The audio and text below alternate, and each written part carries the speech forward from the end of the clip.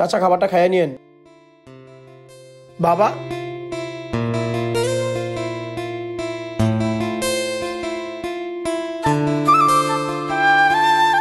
চাচা, আপনার এই অবস্থা কেন?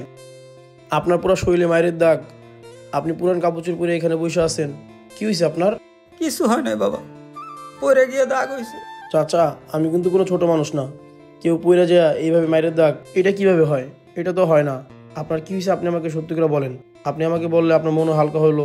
কি আর বলবো বাবা, আমার দুইটা ছেলে, ছোট ছেলের সাথে থাকতাম, বড় ছেলে বিদেশে গেছে, ছোটগুলার বউ আর ছোটগুলার মায়েরা আমার বাড়িতে বাইর করে দিছে। ভাইরা ভাইরা, আমার বাড়ির থেকে ভাইরা, তোমার জন্য প্রতিদিন আমার বউর সাথে আমার ঝগড়া হয়। তুমি আমার অনেক খাবার নষ্ট করো, তোমার জন্য মাসে মাসে আমার ওষুধে অনেক টাকা নষ্ট হয়। আমি এগুলো দিতে পারবো না, যাও তুমি যাও। বাবা আমার বাসার থেকে বের করো না, আমি কোথায় যাবো এই বুড়ো বয়সে? তুমি কই যাবা সেটা কি আমি জানি? তোমার মনে চাইলে তুমি রাস্তায় থাকো, যাও। তুই ছাড়া তোর আমার কেউ নাই বাবা, আমি কই যাবো কই থাকবো, তুই আমার রাখ বাবা।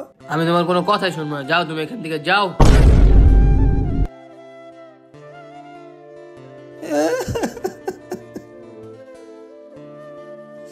আমি আর কই যাবো?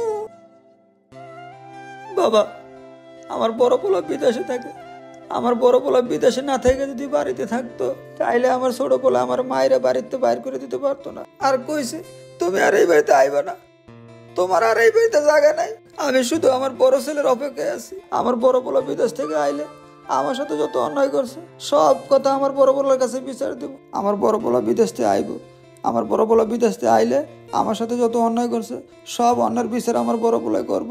আমি শুধু আল্লাহর ভরসা এখানে বসে আছি, ইনশাআল্লাহ একদিন আমার বড় পোলা আইব।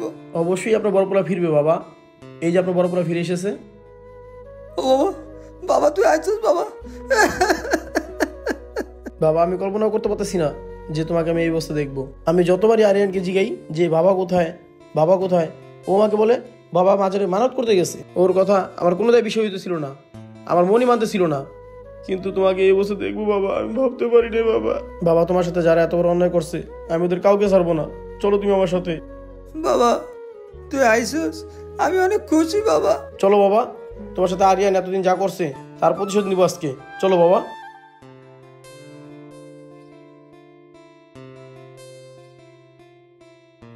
আরিয়ান, এই আরিয়ান এদিকে আয় তুই। ভাইয়া তুমি আবার কখন বিদেশ থেকে আসলা? তোর আমি বিদেশ থেকে টাকা পাঠাই এইগুলো করার জন্য? তোর আমি যখনই ফোন দিয়ে বলি বাবা কোথায়, তুই বলিস বাবা মাজারে মানত করতে গেছে। আর আমার বাবার এই অবস্থা কেন? হ্যাঁ ভাইয়া কি বলবি তুই? তুই আর তোর বউ মিলে বাবাকে বাড়ি থেকে বের করে দিয়ে এই বাড়িতে বসে বসে খাচ্ছিস। তুই আর তোর বউ মিলে আমার বাবাকে এই বাড়ি থেকে বের করে দিছিস। এবার কি তোদের? আমি বিদেশ থেকে সব টাকা পাঠাইছি, আমার টাকা এই বাড়ি করছিস। তোর আর তোর বউর এই বাড়িতে কোনো জায়গা নেই, বেরো আমার বাড়ি থেকে, বের হ।